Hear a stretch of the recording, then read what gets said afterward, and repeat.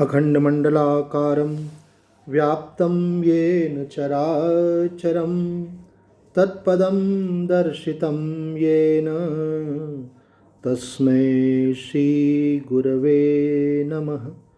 भवतापप्रणाशिन्ये आनन्दघनमूर्तये ज्ञानभक्तिप्रदायिन्ये मातस्तुभ्यं नमो नमः।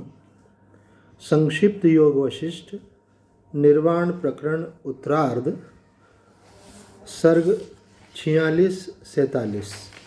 विषय है ध्यान रूपी कल्पद्रुम के फल के आस्वादन से मन की स्थिति का तथा मुक्ति के विभिन्न साधनों का वर्णन। श्री वशिष्ठ जी कहते हैं, रघुनंदन, जब परमार्थ रूप फल का ज्ञान हो जाता है और मुक्ति की स्थिति दृढ़ हो जाती है, तब बोध भी शांत हो जाता है तथा अनंत परमात्म स्वरूप का प्रकाश करने वाली परमार्थ दशा ही शेष रह जाती है। मनस्ता मनन स्वभावता न मालूम कहाँ विलीन हो जाती है और निर्बाध विभाग रहित सर्वव्यापक पूर्ण विशुद्ध सद्रूपिणी परमानंदमयता ही रह जाती है। उस समय जीवात्मा के परमार्थ स्वरूपता को प्राप्त हो जाने पर मन, वासना, कर्म, हर्ष, अमर्ष आदि भी कहाँ चले जाते हैं, इसका कुछ भी पता नहीं चलता। जिसे संपूर्ण भोगों से विरक्ति हो गई है, जिसकी इंद्रिय वृत्तियाँ पूर्णतया शांत हो गई हैं, संपूर्ण दृश्य जिसके लिए नीरस हो गए हैं, जो अपने आत्मा में ही रमण करने वाला है, जिसकी मनोवृत्तियाँ क्रमशः नष्ट हो गई हैं तथा जो बिना प्रयास के ही विश्रांति प्राप्त कर चुका है, ऐसे योगी की समाधि स्वतः ही सिद्ध हो जाती है। फिर इस विषय में विचार ही कौन करे। विषयों से जो दृढ़ वैराग्य और परम उपरति है, वही ध्यान कहलाता है, और वही जब भली भांति परिपक्व हो जाता है, तब वज्र के समान सुदृढ़ और वज्र ध्यान हो जाता है। यह जो भोगों से वैराग्य है, यही अंकुरित होने पर परम उपरति होकर ध्यान कहा जाता है, और दृढ़ होने पर उसी की समाधि संज्ञा होती है। अब यहाँ साधकों को एक स्पष्ट निर्देश दिया जा रहा है और संकेत किया जा रहा है कि हम संसार में भी अपना आकर्षण बनाए रखें, उसके सुख भोग को भी भोगना चाहें और परमात्मा को भी पा लेना चाहें, तो ये दोनों दो दिशाएं हैं और ये संभव नहीं है। इसलिए स्पष्ट ही बतला रहे हैं कि जो दृढ़ वैराग्य है और उसी से परम उपरति आती है, और उसी के परिणाम से वैराग्य होकर के जो ध्यान अंकुरित होता है, मानो उस परम उपरति जो है अंकुरित होकर के ध्यान कहा जाता है, और ध्यान की जो दृढ़ता है उसी को समाधि कहा जाता है। तो अगर हम समाधि लगाना चाहते हैं, हम समाधि में सत्य का साक्षात्कार करना चाहते हैं, तो इसके लिए हमको पहले अपने आप को तैयार करना होगा कि क्या हम संसार के विषयों की निस्सारता को जान चुके हैं, उसकी निरर्थकता को जान चुके हैं। आज ही मैं स्वामी सत्यानंद जी महाराज वृंदावन वाले, उनकी वाणी पढ़ रहा था। उन्होंने कहा कि जब तक व्यक्ति को संसार की निस्सारता का अनुभव नहीं हो गया है, तब तक उसका भक्ति का मार्ग भी प्रशस्त नहीं होता। यही बात ज्ञान पर भी लागू है। तो पहले व्यक्ति को किसी प्रकार से विवेक जगाकर वैराग्यवान का संग करके संसारता की असारता को समझना चाहिए, ताकि ठीक ठीक सम्यक प्रवेश उसका आध्यात्म में हो, समाधि में हो, भक्ति में हो, ज्ञान में हो। तो आगे कहते हैं, जो दृश्य प्रपंच के स्वाद से मुक्त हो गया है और जिसे यथार्थ ज्ञान की प्राप्ति हो चुकी है, उसी मुनि को तो अविराम निर्विकल्प समाधि लगी रहती है। जब भोग अच्छे नहीं लगते, तब यथार्थ ज्ञान का उदय होता है, और जिसे विषय भोग रुचिकर नहीं लगते, वह ज्ञानी कहा जाता है। जिस ज्ञानी को अपने स्वभाव में विश्राम प्राप्त हो चुका है, उसका स्वभाव भोगी कैसे हो सकता है? क्योंकि आत्मविरुद्ध स्वभाव ही भोग है। फिर उस स्वभाव के क्षीण हो जाने पर भोगिता कहाँ से और कैसे प्राप्त हो सकती है?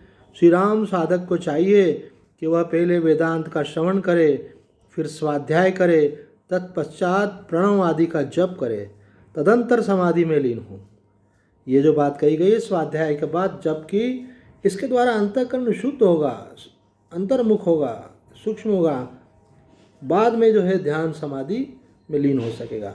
समाधि से विरत होने पर वह थका हुआ साधक पुनः पूर्ववत श्रवण पाठ और जप का ही आश्रय ले। मानो एक दिनचर्या बतला दी है कि क्या करना चाहिए। बोले आप भाई ध्यान में बैठो, कब तक बैठोगे, थक गए, उससे उपरामता हुई तो क्या करना जी, फिर से श्रवण में लग जाओ, फिर आप पाठ में लग जाओ, फिर आप जप में लग जाओ और उसके बाद फिर वापस समाधि में लग जाओ। पर एक साधन से उपराम हुए तो दूसरे साधन में लग जाओ। श्रवण से उपराम हुए तो पाठ में लग गए, पाठ से उपराम हुए तो जप में लग गए, जप से उपराम हुए तो ध्यान में लग गए, और फिर थक गए तो फिर से श्रवण में लग गए। इस प्रकार से अपने मन को निरंतर संसार से हटाकर आत्मोन्मुख बनाए रखने का प्रयास करना है। राघवेंद्र, जो संसार का भार ढोते ढोते अत्यंत थक गया है और संकटों को झेलते झेलते जिसका शरीर जर्जर हो गया है, अतएव विश्राम करना चाहता है, उसके उस विश्राम क्रम को सुनो। जैसे पथिक यज्ञ यूपों से दूर हट जाता है, वैसे ही ऐसा पुरुष अज्ञानियों को दूर से ही त्याग देता है और तत्वज्ञानियों का अनुगामी होकर स्नान, दान, तप और यज्ञ आदि का अनुष्ठान करता है तथा सदा परोपकार में तत्पर रहता है, जिससे पर प्रज्ञानुग कहा गया जाता है। वह सभी जनों का प्रिय तथा शास्त्रानुकूल पवित्र कर्मों का रसिक होता है, सभी के साथ सौम्य व्यवहार करता है। ऐसे पुरुष की नवीन संगति, जो नवनीत के समान स्वच्छ, स्नेह भरी, कोमल, मनोहर और सुस्वादु होती है, संपर्क में आने वाले जिनको सुख प्रदान करती है। विवेकी पुरुष के चरित्र, जो चंद्रमा के किरण की तरह अत्यंत शीतल और पवित्र होते हैं, सुनने वाले मनुष्य को पूर्ण रूप से शीतल कर देते हैं। सत्पुरुषों के संग से जैसे निर्भय शांति प्राप्त होती है, वैसे शांति राशि पुष्पों से भरे हुए उद्यान खंडों में भी नहीं मिलती। ज्ञानी पुरुषों की संगति मंदाकिनी के जल की तरह लोगों के पापों का प्रक्षालन करके विशुद्धता प्रदान करती है।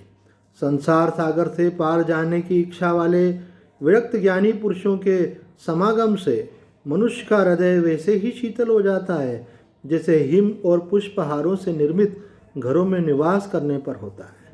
क्रमशः किए गए न्यायोचित निष्काम कर्म से बुद्धि विशुद्ध हो जाती है और बुद्धि के निर्मल होने पर जैसे स्वच्छ दर्पण प्रतिबिंब को तुरंत धारण कर लेता है, वैसे ही मनुष्य शास्त्रों के अभिप्राय को अपने अंतःकरण में यथार्थ रूप से ग्रहण कर लेता है। फिर विवेकी पुरुष के हृदय में शास्त्रार्थ रस से सुशोभित उत्तम प्रज्ञा उत्पन्न होती है, जिसका आत्मा साधु समागम से शुद्ध तथा शास्त्रार्थ चिंतन से परिमार्जित हो जाता है। वह प्राज्ञ पुरुष परम शोभा पाता है। प्राज्ञ पुरुष शास्त्र और सत्पुरुषों के संग का ऐसा अनुसरण करता है जिससे उसमें अत्यंत आसक्ति होकर उन्हीं का अनुभव होता रहता है।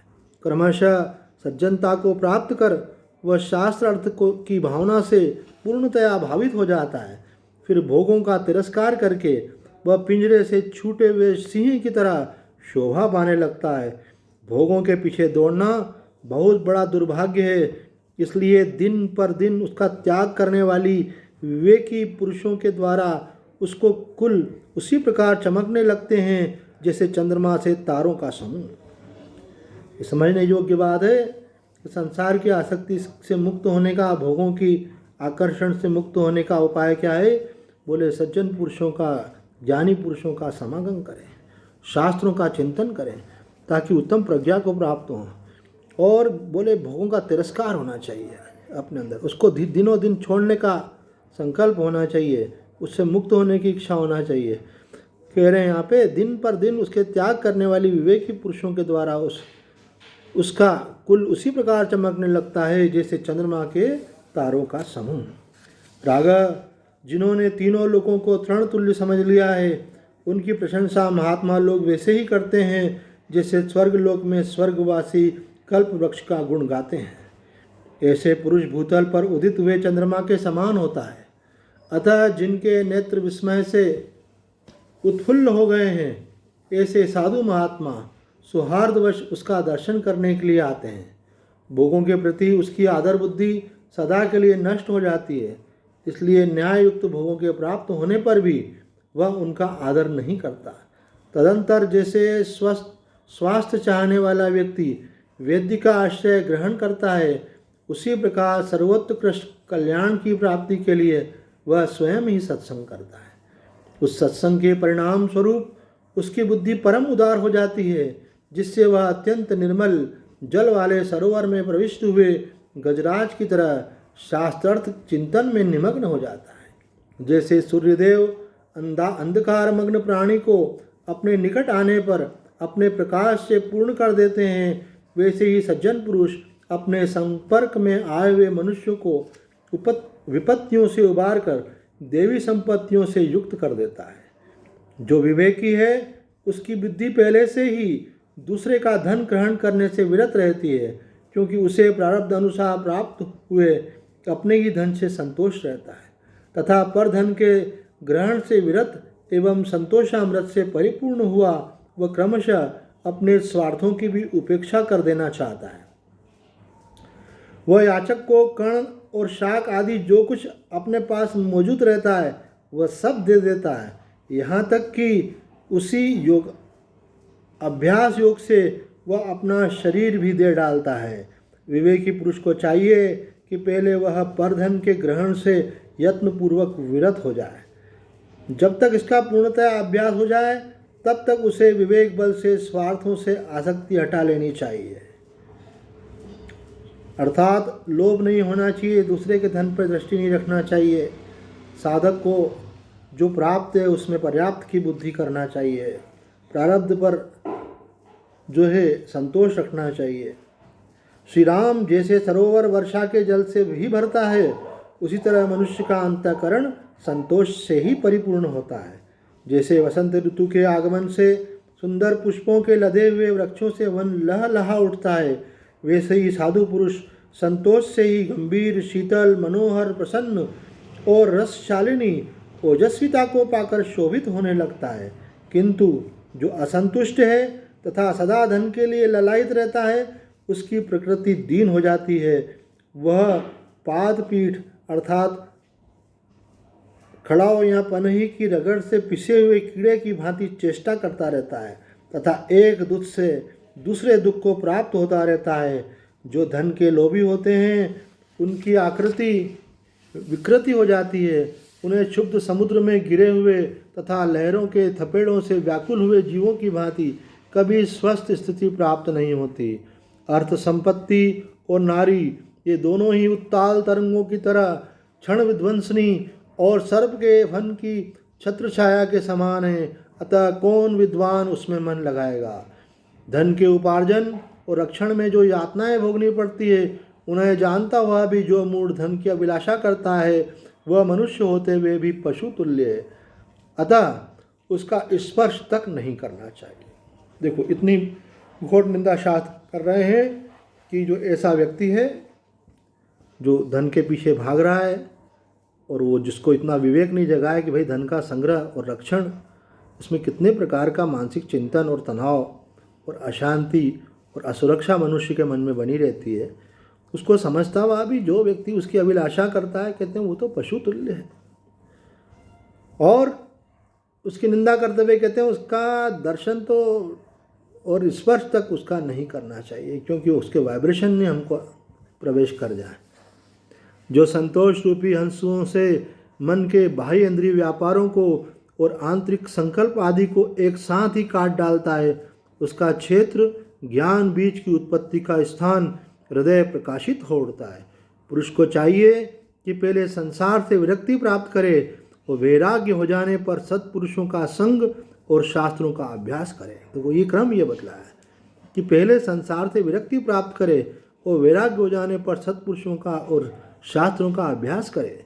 शास्त्रों के अर्थों की दृढ़ भावना करके भोगों से दूर हो जाए, तब कहीं उसे संतोष सुदृढ़ होता है और उसकी दृढ़ता से परमार्थ तत्व की प्राप्ति होती है। अब सत्संग करें, शास्त्र अध्ययन करें, साधन करें, लेकिन संसार का आकर्षण नहीं गया।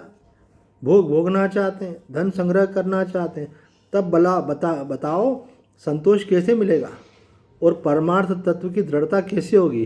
तो कह रहे हैं शास्त्रों के अर्थों की दृढ़ भावना करके भोगों से दूर रहे, तब कहीं उसे संतोष सुदृढ़ होता है और उसकी दृढ़ता से परमार्थ तत्व की प्राप्ति होती है। तो आज इतना ही। ओम पूर्णमद पूर्णमिदं पूर्णात् पूर्णमुदच्यते पूर्णस्य पूर्णमादाय पूर्णमेवावशिष्यते। ओम शांति शांति शांति।